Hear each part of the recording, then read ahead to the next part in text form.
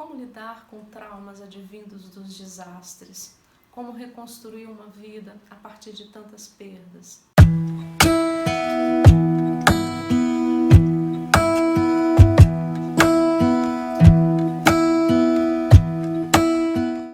Seja muito bem-vindo ao canal Psicologia com Mônica. Nesse vídeo nós vamos estar discutindo sobre a psicologia na gestão dos riscos e dos desastres. Tema extremamente atual, nesse primeiro mês vivenciado no ano de 2019. O que é trauma? Nós vamos entender que essa palavra, do ponto de vista psíquico, ela vai trazer todo um impacto negativo, é toda uma perda de sentido, tem um impacto até corporal que o trauma vai trazer, uma paralisação. O trauma ele vai impactar as funções psicológicas, então memória, atenção, concentração. O sujeito, na verdade, que está vivenciando uma situação traumática, ele vai precisar de cuidados. A psicologia, a princípio, ela vai oferecer toda uma ajuda no sentido de, junto com esse sujeito, localizar mecanismos que possam fazê-lo sair dessa situação traumática e amenizar, sim, os impactos do trauma nas áreas aí da vida humana. Quando falamos da psicologia na gestão dos riscos e dos desastres, a gente precisa fazer uma diferenciação entre o que é emergência e o que é desastre. Quando falamos das emergências, e a psicologia ela vem atuando aí também, nós estamos falando, por exemplo, de um acidente de trânsito, de um suicídio, da morte de um policial. Então, as emergências elas convocam os profissionais a responder e não tem dificuldades na ordem de resposta, ou seja, tem profissionais suficientes para dar conta das emergências. Mas quando nós falamos do desastre, o panorama ele é muito diferente. O desastre ele vai trazer um número muito grande de vítimas e de pessoas envolvidas com essas vítimas e, consequentemente, uma dificuldade de resposta. Então, nós não vamos ter profissionais para darem conta, e aí nós vamos citar a tragédia acontecida em Brumadinho, onde o Brasil precisa se unir. Então, corpo de bombeiro, psicólogos, enfermeiros e médicos. Então, um desastre dessa proporção vai impactar, na verdade, e fazer com que profissionais de outras regiões tenham que comparecer. Esse é o panorama de um desastre. E o desastre ele vai impactar de forma negativa em várias áreas, economicamente falando, socialmente falando. Então, a psicologia, que por algum tempo foi chamada da psicologia das emergências e das urgências, e hoje é a psicologia na gestão de riscos, historicamente ela vem desenvolvendo um trabalho muito importante. Então, no século passado, no século XX, desde que a psicologia ela se estabelece no Brasil, é que diante dos desastres, das catástrofes aqui no nosso país, a psicologia trabalha com a defesa civil, com o exército, com o próprio corpo de bombeiro, mas era uma atuação muito ligada à resposta. Então, era após acontecer um desastre, a psicologia era chamada a fazer suas intervenções. Infelizmente, como temos tido um aumento significativo na última década do século XX e nesses anos aí do século XXI, são acidentes aéreos, são problemas com a chuva, são incêndios.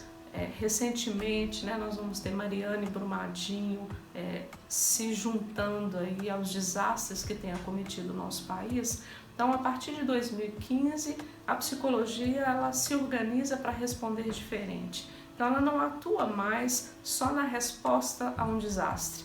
E é por isso que ela muda também a nomenclatura. Ela vai atuar na avaliação, na prevenção, no risco que o desastre iminente ele anuncia. Então vai ser um trabalho muito mais amplo. Qual é a formação necessária para a intervenção na psicologia, na gestão dos desastres? Ter a formação na psicologia, nós vamos dizer da importância de um perfil. Então, o profissional da psicologia que vai atuar na gestão de riscos e de desastres, ele tem que ter aí um controle emocional muito grande, ele tem que ser um profissional mais forte, né, diante das adversidades, da própria vulnerabilidade que ele vai encontrar nas pessoas. Ele vai ser um profissional que é importante ter enquanto perfil um trânsito social, uma boa comunicação, porque em alguns momentos pode ser um profissional que vai ser porta-voz de um desastre. Então tem algo da ordem pessoal e, óbvio, tem algo da ordem técnica, né, teórica, importante também. Então nós já temos no Brasil algumas pós-graduações em urgência e emergência e desastres, né? Então para atuar vai ser necessária essa formação. Nós temos aí vários eventos também de profissionais que já atuam e organizam congressos, simpósios. Então é importante todo esse trabalho mesmo de uma formação teórica e técnica para a intervenção.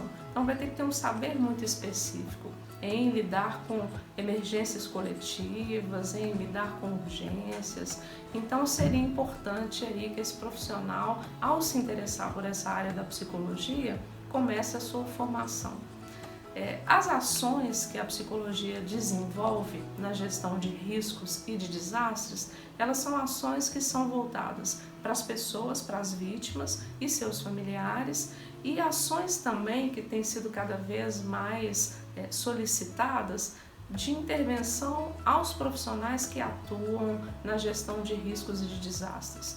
Vamos pensar nessas duas partes. Então, se nós estamos falando das vítimas e seus familiares, nós podemos aí, do ponto de vista psicológico, localizar que ao acontecer um desastre, e se é um desastre que já estava sendo previsto, então nós podemos pegar aí recentemente os problemas de chuva do Rio de Janeiro, né, onde a gente teve na favela da Rocinha desabamentos, mortes. Então a gente tem um pré-evento traumático, nós temos o evento em si e nós temos aí o pós-evento. Então, em cada momento do desastre, a gente vai encontrar reações do ponto de vista psicológico que a psicologia pode intervir. Então, se a gente fala de um pré-evento, as pessoas normalmente, né, então vamos pegar novamente o exemplo do Rio de Janeiro, as pessoas elas têm reações ali que são possíveis de serem observadas. As pessoas elas negam o risco, as pessoas na verdade se sentem passivas diante do risco.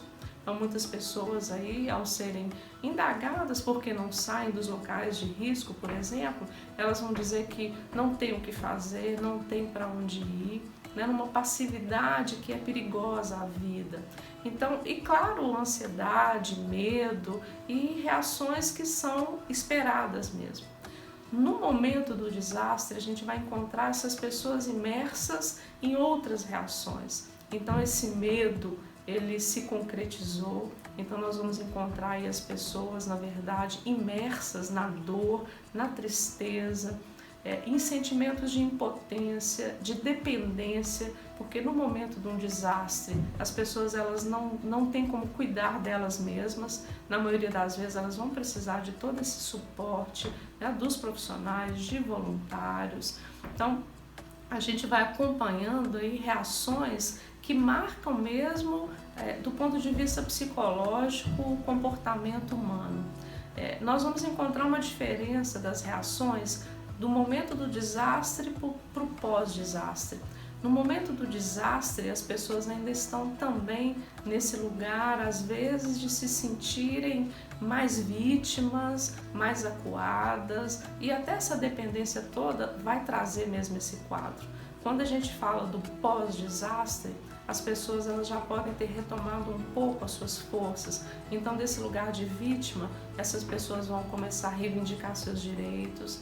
É momento aí de tentativa de elaboração do luto, né, de reconstrução mesmo da vida, do que foi possível de ser preservado dessa vida.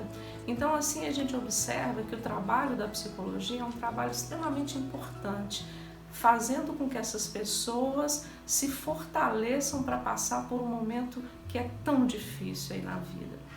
Recentemente, a psicologia ela tem percebido também a importância da intervenção aos profissionais que lidam diretamente com os desastres.